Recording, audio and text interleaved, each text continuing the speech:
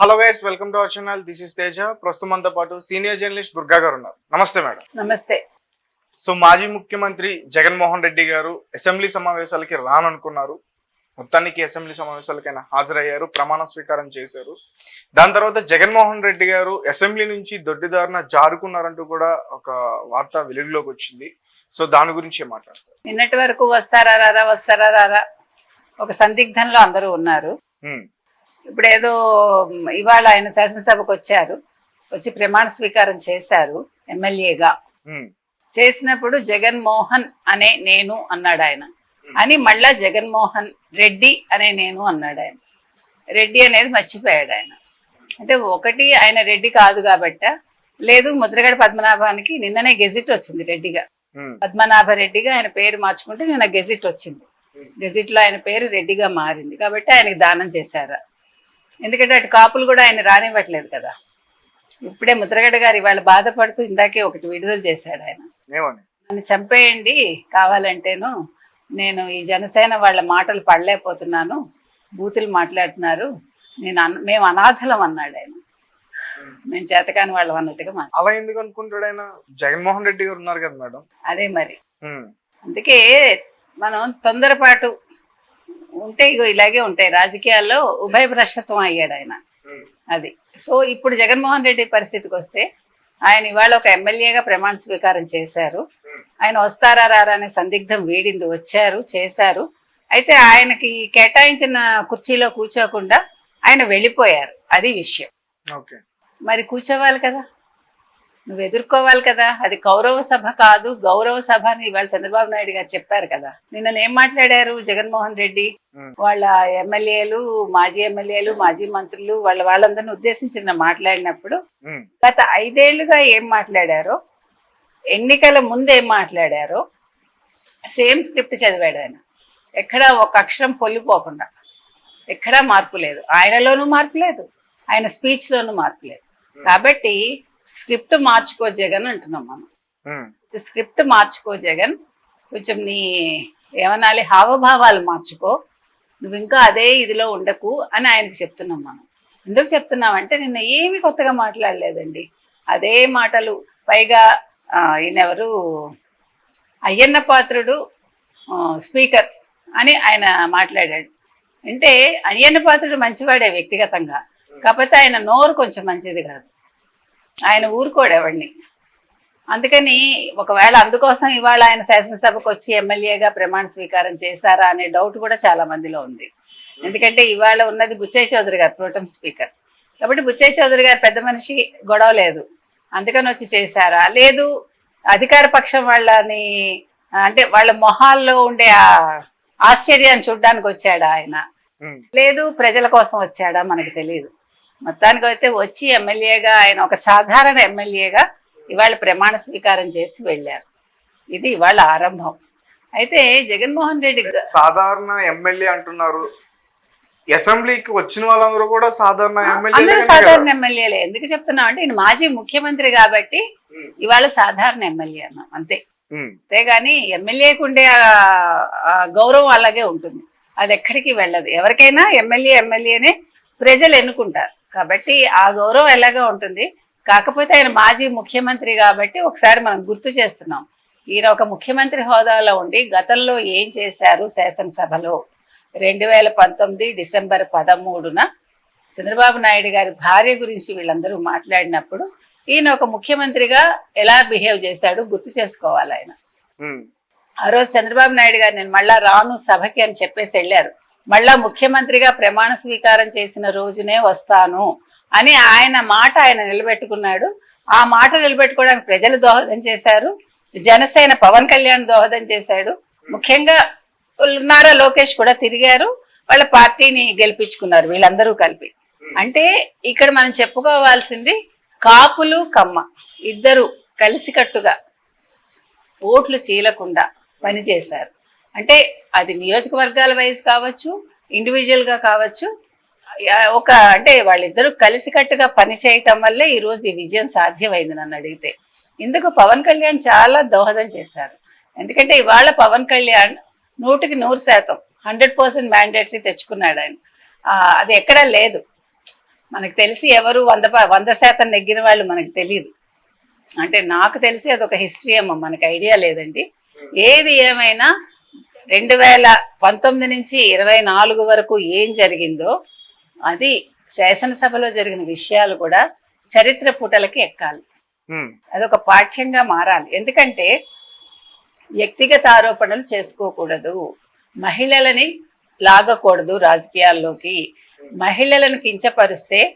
ఇప్పుడు ద్రౌపదిని ఆ రోజు నిండు సభలో చేస్తే ఏమైందండి? మొత్తం కురుక్షేత్ర యుద్ధం వచ్చింది, కౌరవులు నాశనం అయ్యారు. అదేవిధంగా ఒక జయలలితను బాధ పెట్టినప్పుడు డిఎంకే పార్టీ పతనం అవ్వలేదు. ఎందుకంటే డిఎంకే పార్టీ వేరు, అక్కడ జరిగిన ఇష్యూ వేరు, కాబట్టి దానికి బలమైన రూట్స్ ఉన్నాయి డిఎంకేకి. అందులో కరుణానిధి టైంలో జరిగింది కాబట్టి పదవీచ్యుతులు అయ్యారు వాళ్ళు. ఇప్పుడు అదే జరిగింది. ఇప్పుడు ఇంత జరుగుతున్న శాసనసభలో మహిళా ఎమ్మెల్యేలు ఎవరు మాట్లాడలేదు, చూసారా మీరు? మహిళా మంత్రులు ఎవరు ఆ రోజు? వైసీపీ మంత్రులు, ముఖ్యంగా రోజా లాంటి వాళ్ళు దాని మీద రియాక్ట్ అవ్వలేదు. తప్పు కదా అది.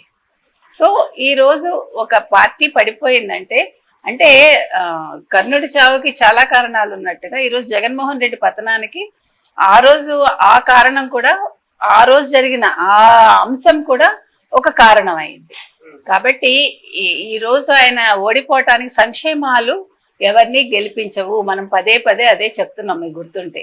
సంక్షేమం ఒక్కటి ఉంటే ఎవరు కూడా అధికారంలోకి రారు.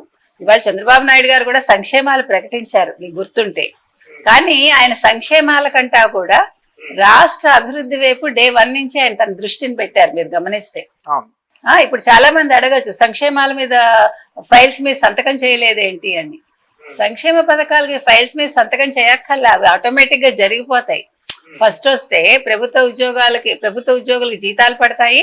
ఫస్ట్ వీక్ లో అందరికి వెళ్లాల్సిన సంక్షేమాలు వెళ్తాయి.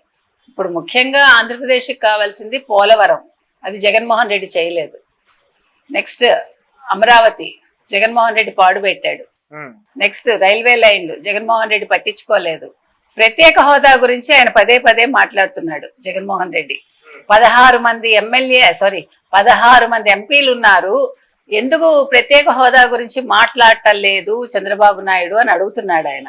నువ్వు 2019 నుంచి 24 వరకు ఏం చేశావు?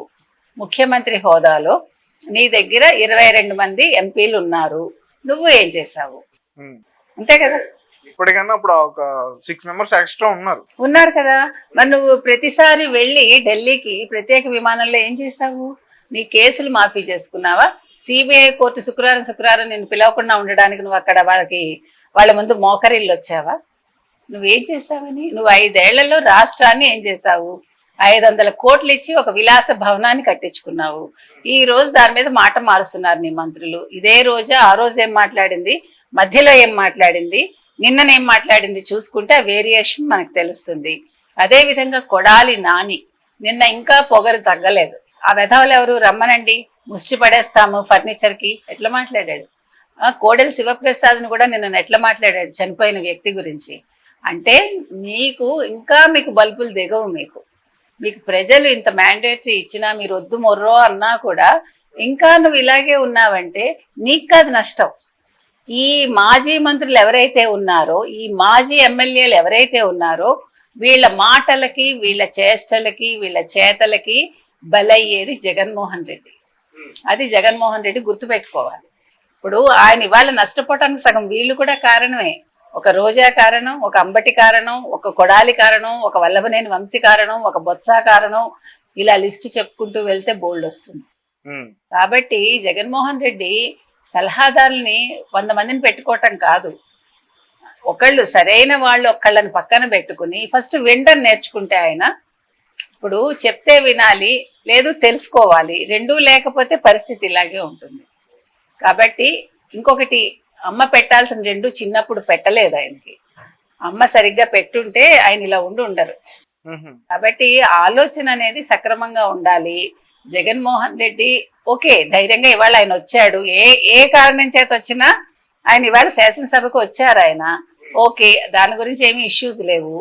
కాకపోతే ఏంటంటే ఆయన రేపటి నుంచి ఏం చేస్తారు, ఇప్పుడు మళ్ళా తెలుగుదేశం వాళ్ళు కార్యకర్తల మీద దాడులు చేస్తున్నారు, తెలుగుదేశం వాళ్ళు కార్యకర్తల ఆస్తులు నాశనం చేస్తున్నారు, తెలుగుదేశం వాళ్ళు వైసీపీ నాయకుల ఇళ్లు ధ్వంసం చేస్తున్నారు, వాళ్ళ ఇళ్లలోకి వెళ్తున్నారు, లేకపోతే వాళ్ళని ఇబ్బంది పెడుతున్నారు, ఇవన్నీ మాట్లాడుతున్నాడు ఆయన. ఇవన్నీ చీప్ పాలిటిక్స్ ఇవన్నీ కూడా. ఈ చీప్ ట్రిక్స్ వద్దు. నిజంగా వాళ్ళు చేస్తుంటే నువ్వు నీ కార్యకర్తలను ఆదుకో. ఇప్పుడు ఏదో న్యాయ సలహాలకి ఎక్కడికక్కడ ఫోన్ నెంబర్లు పెట్టాము, అది రోజా నేను చెప్పింది ఆవిడ. సో అవి కాదు నువ్వు మాట్లాడాల్సింది. నువ్వు కార్యక్షేత్రంలోకి వెళ్ళి, నువ్వు ప్రజాక్షేత్రంలోకి వెళ్ళి నువ్వు చేసిన తప్పులు ఏమిటి, నీ పార్టీ చేసిన తప్పులు ఏమిటి రెక్టిఫై చేసుకో, తెలుసుకో. ఆయన రెడ్ బుక్ పెట్టుకున్నాడని ఏడవడం కాదు. ఈయన అన్నాడు కదా సజ్జల, మా దగ్గర కూడా ఒక బ్లాక్ బుక్ ఉందని. నువ్వు బ్లాక్ బుక్ పెట్టుకుంటావో, బ్లూ బుక్ పెట్టుకుంటావో, వైట్ పేపర్స్ పెట్టుకుంటావో, ప్రతి ఊరికి వెళ్ళి ప్రతి నియోజకవర్గానికి నువ్వు వెళ్తావో, నీ మాజీ మంత్రులు వెళ్తారో, వెళ్ళమని చెప్పాడు కదా నిన్న. మీరందరూ మీ నియోజకవర్గాల్లో తిరగండి, కార్యకర్తలకు ధైర్యం నింపండి, ఇవన్నీ చెప్పాడు కదా. సో ధైర్యం నింపడం ఎలాగో చెయ్యండి, అది ఓకే, తప్పులేదు. పార్టీ పరంగా మీరు చెయ్యాలి. ఓకే, మేము మీకున్నాము, మనం మళ్ళా వస్తాము అని మీరు వాళ్ళలో ధైర్యం నింపండి. ఎట్ ద సేమ్ టైం మీరు చేసిన తప్పిదాలు తెలుసుకోండి. తెలుసుకుని దాన్ని రెక్టిఫై చేసుకుంటే పార్టీ బలోపేతం అవుతుంది. లేదు, పార్టీ ఉండకుండా పోతుంది, అంతే, కనుమరుగైపోతుంది. Okay madam, thank you so much.